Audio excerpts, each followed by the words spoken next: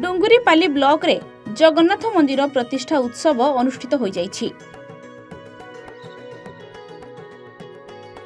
एथिरे प्रथम दिन रे शताधिक महिला भक्ति भाव बेग सह पारंपरिक रीतिनीति अनुसार कलश शोभायात्रा रे बाहरी जगन्नाथ महाप्रभु को दर्शन सहित शुभ कलश स्थापन करी पूजार्चना करथिले।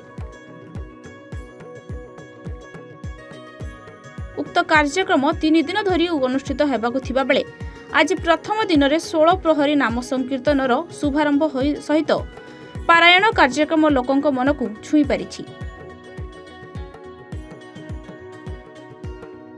आहुरी मध्य एही उपलक्षे मीना बजार रो व्यवस्था संगकु अन्न भोगर व्यवस्था समस्त श्रद्धालुंक पई ग्रामवासी पक्षरु व्यवस्था करा जाइछि।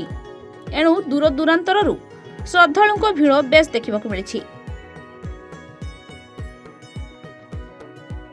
एटा पूर्वपुरुषर मंदिर तैयार हेदिला अरुणस्तंभ तैयार हेदिला से हमरे सेटा नुआ पुर हमरे तैयार हे जे आज से मंदिर प्रतिष्ठा हो जे से हमरे तीनटा भक्ता बसिजन बड़ गोतिया मजिया गोतिया सान गोतिया यात्रा तो एबे नाम आरंभ हो जे तापर आज प्रायर चली जे तापर प्रसाद सेवन होचे।